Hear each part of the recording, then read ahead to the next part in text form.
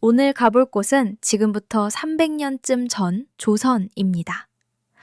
외로우면 사람을 만나면 되는 거잖아요.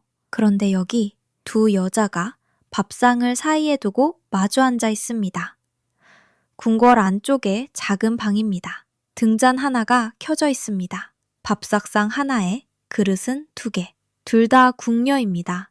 이 밥상 때문에 두 사람은 곤장을 받습니다. 조선 궁녀는 평생 혼자였다고들 합니다. 그건 맞습니다. 그런데 사람이 없어서 혼자였던 게 아닙니다. 이 궁에는 궁녀가 500명쯤 삽니다. 아침에 눈을 뜨면 옆에 사람이 있고, 마당에 나가면 사람이 있고, 잘 때도 사람이 있습니다. 그런데도 평생 혼자입니다. 이상하게 들리실 겁니다. 더 이상한 건 아까 그 밥상입니다. 밥을 같이 먹은 게 왜 죄가 됩니까? 조선은 이 행위에 이름까지 붙여놨습니다. 대식입니다. 마주 대할 대에 밥식, 마주 보고 밥을 먹는다는 뜻입니다. 적발되면 곤장 70대였습니다. 왜 그랬을까요? 그게 오늘 이야기입니다. 그 전에 하나 밝히고 가겠습니다. 지금부터 이름이 나오는 두 사람은 기록을 바탕으로 재구성한 인물입니다. 제도와 처벌은 실록에 있는 그대로고 이름과 사연은 제가 채웠습니다. 저 방에 앉아있는 두 사람 중 한 명은 순덕입니다.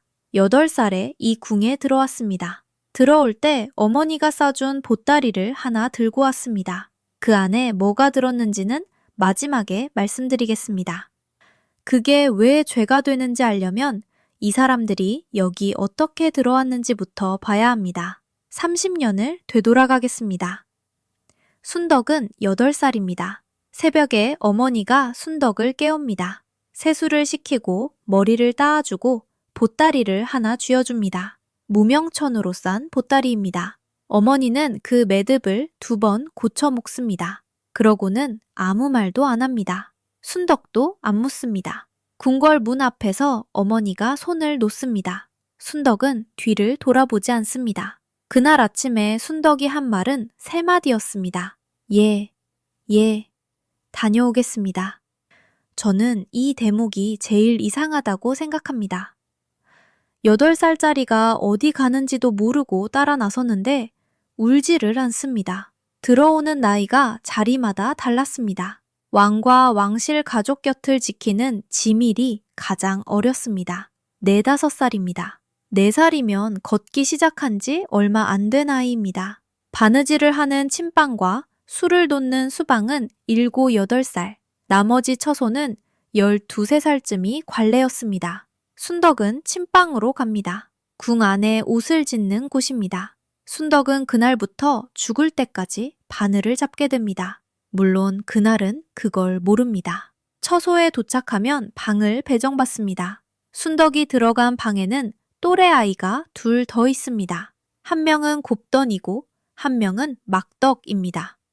곱단이 먼저 말을 겁니다. 어디서 왔느냐고 묻습니다. 자기는 광주에서 왔는데 집 앞에 큰 느티나무가 있다고, 거기서 여기까지 이틀 걸렸는데 너는 며칠 걸렸느냐고, 배는 안 고프냐고, 밥은 언제 주느냐고. 대답을 기다리지도 않고 계속 묻습니다. 순덕은 대답을 안 합니다. 곱단이 이름을 묻습니다. 순덕이 말합니다. 순덕, 그게 다입니다. 이 차이가 나중에 두 사람을 갈라놓습니다. 그날 밤 순덕은 보따리를 풀지 않습니다. 머리맡에 두고 그냥 잡니다. 새 무명에서 나는 풀냄새가 납니다. 어머니가 마지막으로 만진 물건입니다. 이 궁에 몇 명이 사는지 세어보겠습니다. 조선이 아주 늦은 시기에 정해놓은 정원이 남아 있습니다. 다 더하면 480명입니다. 학교 하나에 전교생쯤 됩니다. 그게 통째로 담장 안에서 먹고 자고 일하는 겁니다. 이 사람들이 입는 옷을 침방이 짓습니다. 벗어놓은 옷은 세다방으로 갑니다. 겨울에도 받습니다. 얼음을 깨고 받습니다.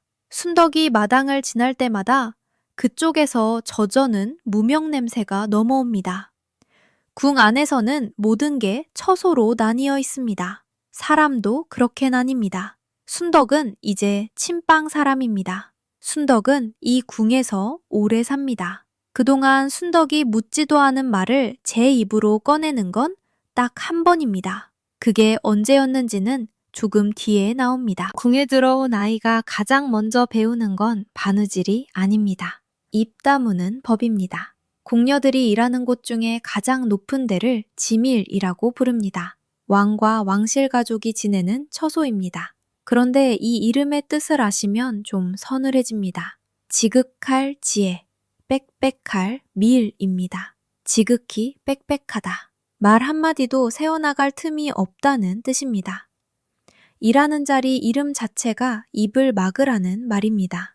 순덕은 침빵이지만 규율은 같습니다. 궁에서 본 것과 들은 것은 밖으로 나가면 안 됩니다. 이걸 아이들에게 어떻게 가르쳤을까요? 말로 하지 않았습니다. 섣달 금은 밤이 되면 어린 나인들을 마당에 세웁니다. 수건으로 입을 가리게 합니다. 그리고 내관들이 횃불을 들고 옵니다. 그 불을 아이들 얼굴 가까이에 들이댑니다. 입을 지지는 신용을 하는 겁니다. 이걸 쥐불이 글려라고 불렀습니다. 쥐 주둥이를 지진다는 말입니다. 8살입니다. 방금 어머니 손을 놓고 온 아이가 마당에 서서 불을 마주봅니다. 저는 이 대목에서 매번 걸립니다. 이건 벌이 아닙니다. 잘못하기 전에 아무것도 안 한 아이에게 미리 새겨놓는 겁니다. 그날 밤 순덕은 방에 돌아와서 이불을 뒤집었습니다. 곱단이 이불 위로 말을 겁니다. 무섭지 않았느냐고 묻습니다. 자기는 오줌을 쌀 뻔했답니다. 아까 그 내관 눈썹이 한쪽만 짙더라는 이야기까지 합니다. 순덕은 아무 말도 안 합니다. 그런데 곱단이 말을 멈추면 순덕이 이불을 조금 내립니다.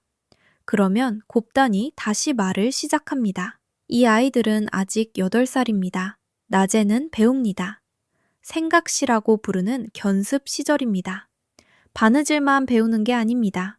소학과 내훈과 연려전을 읽습니다. 책 이름을 보시면 이 교육의 방향이 보입니다. 여자가 어떻게 처신해야 하는지를 가르치는 책들입니다. 밤에는 바느질을 합니다. 침방에는 밤일이 많습니다. 잠깐, 그건 어떻게 했을까요? 밤에 바느질을 하려면 불이 있어야 합니다. 방 안에 놓는 건 등잔 하나입니다. 접시에 기름을 붓고 심지를 담가 불을 붙입니다. 그 불빛으로는 바늘기가 안 보입니다. 그래서 등잔을 얼굴 가까이 끌어당깁니다. 기름 타는 냄새가 눈에 들어옵니다. 눈이 맵고 눈물이 납니다. 심지가 타들어가면 가위로 끝을 잘라줘야 합니다. 이걸 밤새 몇 번씩 합니다. 바느질을 오래 한 궁녀들이 눈이 먼저 상하는 게 이 때문입니다. 어느 밤 곱단이 순덕에게 팔을 내밉니다. 소매를 걷습니다. 팔 안쪽에 글자가 하나 있습니다. 먹으로 새긴 겁니다. 벗붕자입니다. 곱단이 너도 새기자고 합니다. 언니들도 다 있다고. 이게 있으면 서로 안 버린다고. 아프긴 한데 금방 끝난다고. 자기가 잡아주겠다고 합니다. 순덕이 말합니다. 싫어. 곱단이 팔을 내린 채로 한참 있다가 말합니다. 혼자면 아무것도 아니잖아. 순덕은 곱단의 소매를 내려줍니다. 며칠 뒤에 처소로 사람이 옵니다. 감찰상공입니다. 나인들이 하던 일을 멈추고 일어섭니다. 감찰상공은 방을 돌면서 괴짝을 열어봅니다. 이불을 들춰봅니다. 아무 말도 하지 않습니다. 그러고 나갑니다. 감찰상공은 궁녀들의 비리와 풍기를 감찰하는 자리입니다. 색장 방자라고 부르는 아랫사람을 데리고 다니면서 조사하고 걸리면 제조상공에게 보고합니다. 그 뒤를 따라 들어온 아이들 중에 막덕이 있습니다. 순덕과 곱단이 처음 들어온 날 같은 방에서 잔 그 아이입니다. 막덕은 나인이 못됐었습니다. 막덕이 나빠서 그 자리에 간 게 아닙니다. 누군가는 앉아야 하는 자리였고 막덕이 앉았을 뿐입니다. 감찰상공이라는 자리는 법전에 없습니다. 경국대전의 궁녀 조항을 보면 감찰부도 감찰상공도 없습니다. 그런데 실록에는 나옵니다. 나중에 궁에서 일했던 상공들의 증언에도 나옵니다. 법에 없는 자리가 사람을 감시하고 있었던 겁니다. 여기서 잠깐요. 여러분이라면 팔에 그 글자를 새기시겠어요? 새기면 걸립니다. 안 새기면 혼자입니다. 저라면 못 새겼을 것 같습니다. 순덕도 안 새겼습니다. 그런데 순덕이 그 글자를 새기는 날이 옵니다. 30년 뒤입니다. 궁녀는 들어왔다고 바로 궁녀가 아닙니다. 견습 기간이 있습니다. 15회입니다. 15회를 채우면 계례라는 의식을 치릅니다. 머리를 올리고 비녀를 꽂는 겁니다. 그때부터 정식 나인입니다. 순덕은 8살에 들어왔으니까 23입니다. 겨우 시작인 겁니다. 지금으로 치면 초등학생 때 입사해서 대학을 졸업할 나이에 수습을 뗀 셈입니다. 그리고 여기서 또 15회를 채워야 상궁이 됩니다. 계례를 치른 날 순덕과 곱단은 같은 방에서 머리를 올립니다. 곱단이 순덕의 머리를 만져줍니다. 삐뚤어졌다면서 풀었다가 다시 올립니다. 그러면서 쉬지 않고 뭐라고 합니다. 순덕이 거울을 봅니다. 순덕이 말합니다. 됐어? 곱단이 웃습니다. 이제 두 사람은 나인입니다. 궁녀는 하루 일하고 하루 쉬는 격일제로 일했습니다. 쉬는 날이 있으니 낫다고 생각하실 수 있는데 그 쉬는 날에 갈 데가 없습니다. 담장 밖으로 못 나가니까요. 침방 사람의 손을 보면 몇 년 됐는지 나옵니다. 오른손 가운데 손가락에 골무 자국이 남고 겨울마다 트고 아물어서 그 자리가 두꺼워집니다. 순덕의 손은 23인데 40 같습니다. 궁녀들의 몸에 대한 기록은 거의 없습니다. 남긴 사람이 남자들이었고 남자들은 그런 걸 안 적었습니다. 그럼 남자는 어땠을까요? 궁녀에게 허락된 남자는 딱 한 명이었습니다. 왕입니다. 궁녀는 왕에게 시집 온 사람으로 여겨졌습니다. 왕의 눈에 들면 인생이 바뀝니다. 승은을 입는다고 합니다. 나인이 삼공이 되고 아이를 낳으면 후궁까지 갑니다. 그게 얼마나 어려웠느냐면 이런 표현이 남아 있습니다. 수백 궁녀 중에 승은을 입는 건 낙타가 바늘구멍을 지나는 것만큼 어려운 일이었다. 친빵 나인은 왕을 볼 일이 거의 없습니다. 순덕도 그렇습니다. 평생 옷만 짓습니다. 라고 불리는데 왕을 못 봅니다. 그럼 다른 남자는요? 없습니다. 있으면 죽습니다. 얼마나 죽는지는 조금 뒤에 보여드리겠습니다. 그럼 뭐가 남습니까? 여기서 잠깐. 저는 대식이라는 말이 언제부터 있던 말인지 궁금해서 실록을 찾아봤습니다. 원래 중국 쪽 기록에서 온 말이었습니다. 한서라는 역사책의 주석에 이런 대목이 있습니다. 궁인들이 서로 뜻이 맞는 상대끼리 부부가 되는 것을 대식이라 하는데 서로 간의 질투가 대단했다. 부부가 된다고 적혀 있습니다. 그런데 글자 자체에는 그런 뜻이 없습니다. 맨 처음에 말씀드렸죠? 마주보고 밥을 먹는다. 그게 답니다. 왜 하필 밥이었을까요? 저는 이 대목에서 한참 멈췄습니다. 궁에서는 말을 못합니다. 편지도 위험합니다. 손을 잡는 것도 누가 봅니다. 그런데 밥은 어차피 매일 먹습니다. 같이 앉아서 먹는 건 아무것도 아닙니다. 말이 필요 없는 일이라서 그걸 골랐던 겁니다. 조선 기록에서는 언제 나오는지도 찾아봤습니다. 가장 앞선 건 세종 때입니다. 세종 18년, 그러니까 지금부터 600년쯤 전 기록에 처벌 규정이 나옵니다. 그 다음이 연산군 때고 그 다음이 영조 때입니다. 세종에서 영조까지면 300년입니다. 300년 동안 같은 문제가 기록됐던 건 이게 한 임금의 성격 문제가 아니었다는 뜻입니다. 계속 있었으니까 계속 금지했던 겁니다. 순덕과 곱단이 나인이 되고 얼마 안 됐을 때 조정에서 상소가 하나 올라옵니다. 사헌부에 있던 조현명이라는 관리가 올린 겁니다. 그 상소에 이런 대목이 있습니다. 예로부터 궁녀들이 대식한다고 하면서 요사한 비군이나 천한 과부들과 안팎에서 관계를 맺었습니다. 궁 밖에서 올라온 종이 한 장입니다. 그런데 이 종이 한 장이 담장을 넘어옵니다. 며칠 뒤부터 처소 점고가 잦아집니다. 감찰 상공이 오는 횟수가 늘어납니다. 그날도 옵니다. 침박 나인들이 일어서서 손을 앞으로 모으고 섭니다. 감찰 상공이 줄을 따라 걷습니다. 곱단 앞에서 멈춥니다. 곱달의 소매가 조금 올라가 있습니다. 감찰 상공이 그 팔을 봅니다. 그리고 곱단을 한번 봅니다. 그러고는 다음 사람 앞으로 갑니다. 감찰 상공 뒤에 막덕이 서 있습니다. 순덕과 눈이 마주칩니다. 막덕이 먼저 눈을 내립니다. 저는 이게 더 무섭다고 생각합니다. 그 자리에서 잡았으면 차라리 나았을 겁니다. 보고 지나갔다는 건 이미 적어놨다는 뜻이니까요. 그날 밤 곱단이 순덕의 방에 옵니다. 곱단이 문을 닫고 들어옵니다. 손에 밥상을 하나 들고 있습니다. 작은 소반입니다. 그 위에 그릇이 2개 올라가 있습니다. 곱단은 무슨 일이 있으면 늘 밥을 들고 왔습니다. 말을 꺼내기 전에 뭐라도 앞에 놓아야 하는 사람입니다.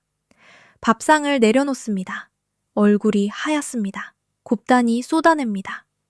아까 감찰 상공이 자기 팔을 봤다고, 분명히 봤는데 아무 말도 안 하고 갔다고, 그냥 지나간 거면 좋겠는데 그럴 리가 없다고, 저 사람은 저러고 나서 잡아간다고, 작년에 세다빵 언니도 그랬다고. 그러고는 순덕의 이름만 부릅니다. 순덕아, 나 어떡해. 순덕은 앉아 있습니다. 곱단이 순덕 앞에 무릎을 꿇습니다. 손을 잡고 뭐라고 좀 해보라고 합니다. 순덕은 손을 빼지 않습니다. 그런데 아무 말도 안 합니다. 곱단이 손을 놓고 말합니다. 너는 왜 아무 말도 안 해? 방 안이 조용합니다. 등잔심지가 타는 소리가 납니다. 2사람 사이에 밥상이 그대로 있습니다. 아무도 손을 대지 않았습니다. 곱단이 다시 말합니다. 30년을 같이 살았는데 네가 무슨 생각을 하는지 아직도 모르겠다고. 자기는 다 말했다고. 무서운 것도, 배고픈 것도, 집 생각나는 것도 다 말했다고. 너는 한 번도 안 했다고. 순덕이 고개를 듭니다. 그리고 순덕이 말합니다. 그러게 왜 새겼어? 곱단이 순덕을 봅니다. 그러고는 일어나서 나갑니다. 문이 닫힙니다. 저는 순덕 편을 들고 싶었습니다. 겁이 났던 거니까요. 그런데 겁이 났다는 게 저 말을 해도 되는 이유가 되지는 않습니다. 그 말이 순덕이 곱답에서 한 마지막 말이 됩니다. 그날 밤 순덕은 잠을 못 잡니다. 새벽에 일어납니다. 옷을 갖춰 입습니다. 그리고 마당을 가로질러 갑니다. 감찰상궁의 처소로 갑니다. 순덕은 이 궁에서 필요한 말만 하고 살았습니다. 예, 아니요, 알겠습니다. 그게 다였습니다. 그런데 그날 새벽에 순덕은 자기 발로 그 문 앞에 섭니다. 벗을 지키려고 갑니다. 문이 열립니다. 감찰상궁은 앉아서 뭔가를 적고 있습니다. 붓을 놓지 않습니다. 순덕이 말합니다. 친방 곱단은 그런 사람이 아닙니다. 감찰상궁이 붓을 놓습니다. 고개를 듭니다. 순덕을 봅니다. 그리고 순덕이 방금 한 말에서 이름 석자만 그대로 되받습니다. 친방 곱단. 순덕은 아무 말도 못합니다. 감찰상궁이 앞에 놓인 종이를 순덕 쪽으로 조금 돌려놓습니다. 이름이 몇 줄 적혀 있습니다. 거기 곱단은 없습니다. 감찰상궁이 말합니다. 나는 이름을 묻지 않았다. 순덕이 뒤로 물러섭니다. 감찰상궁이 한마디를 더 합니다. 네가 말했다. 순덕이 오기 전까지 그 종이에 곱단은 없었습니다. 이 궁은 아이들에게 입 다무는 법부터 가르쳤습니다. 마당에 세워놓고 횃불을 들이대면서까지 가르쳤습니다. 순덕은 그걸 30년 동안 한 번도 어기지 않았습니다. 그 훈련이 무너진 게 하필 벗을 지키려던 순간이었습니다. 그리고 조금 전에 제가 한 말도 틀렸습니다. 감찰상궁이 곱단의 팔을 보고 지나갔을 때 저는 이미 적어놨다는 뜻이라고 했죠. 아니었습니다. 저도 순덕처럼 넘겨짚었던 겁니다. 여기서 잠깐요. 여러분이라면 그날 새벽에 그 문 앞에 서셨겠어요? 가만히 있으면 벗이 잡혀갈지도 모릅니다. 가면 지킬 수 있을 것 같습니다. 저는 갔을 것 같습니다. 그래서 이 이야기가 더 아픕니다.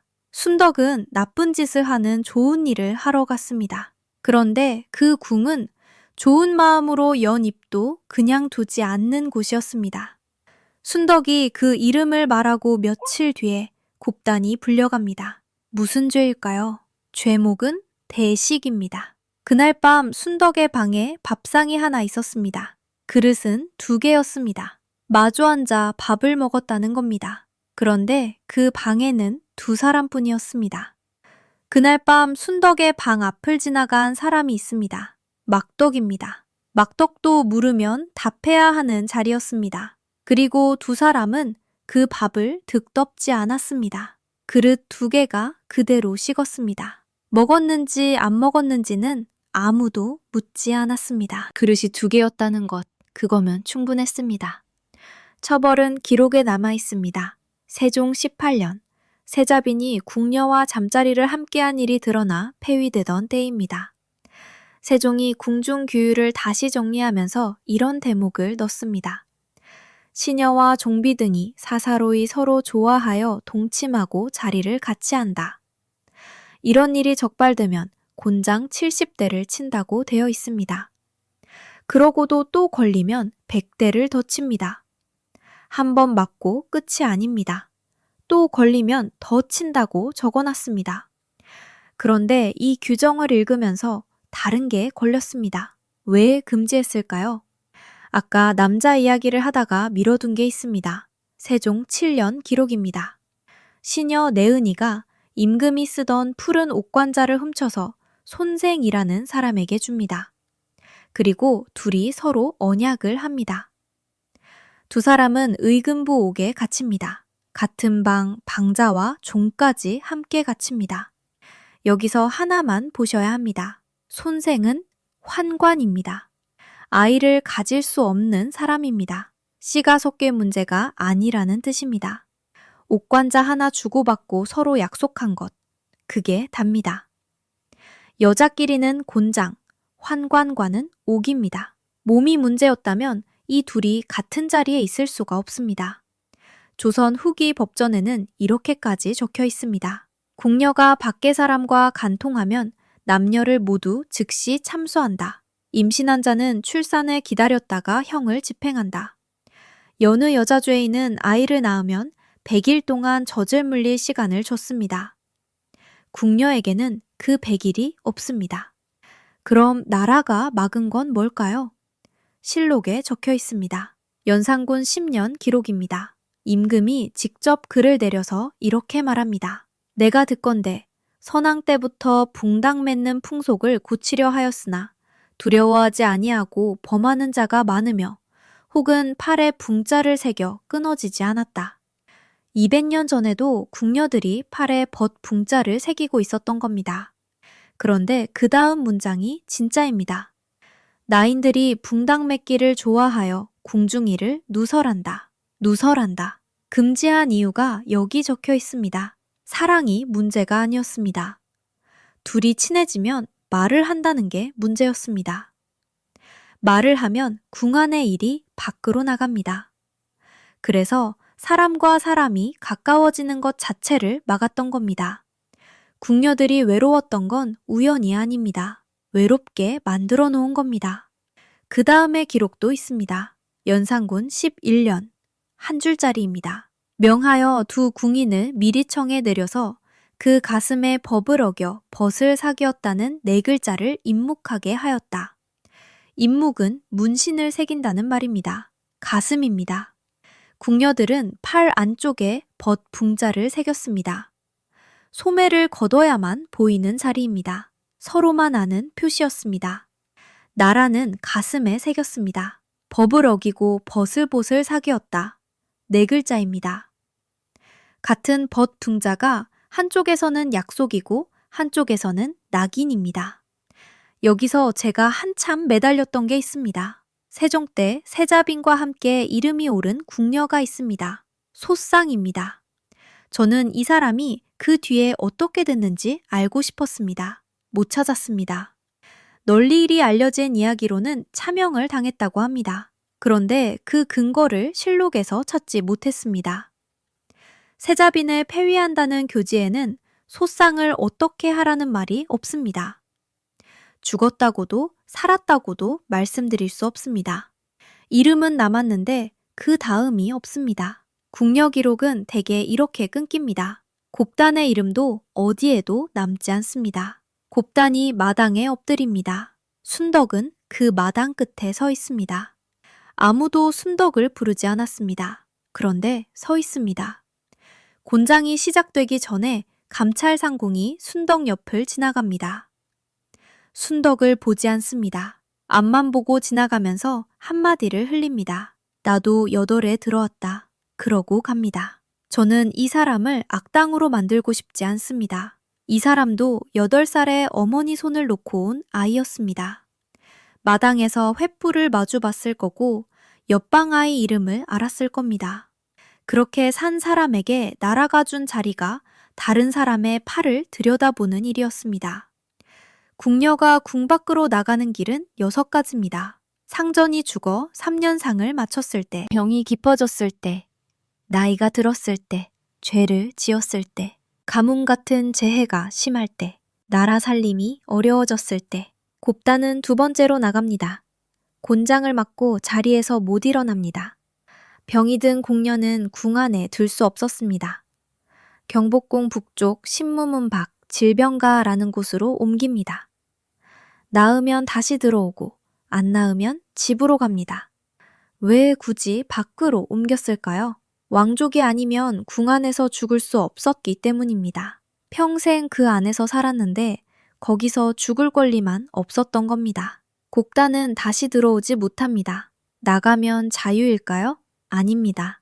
출궁한 궁녀는 혼인할 수 없었습니다.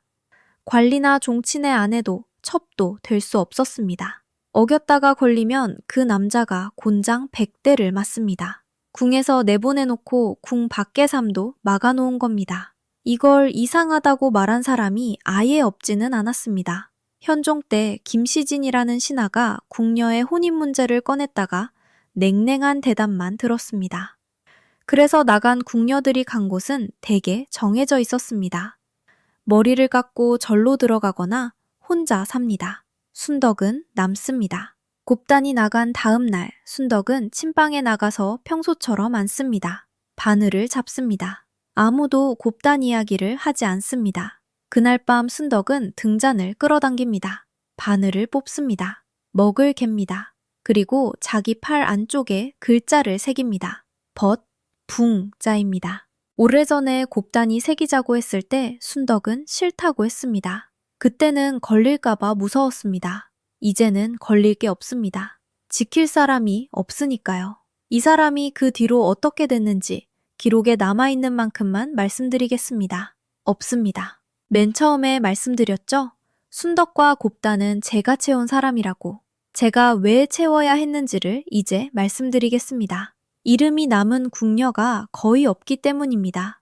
500년입니다. 그 안에서 산 사람이 몇이었는지 세워놓은 기록조차 없습니다. 그런데 우리가 아는 이름은 몇 개 안 됩니다.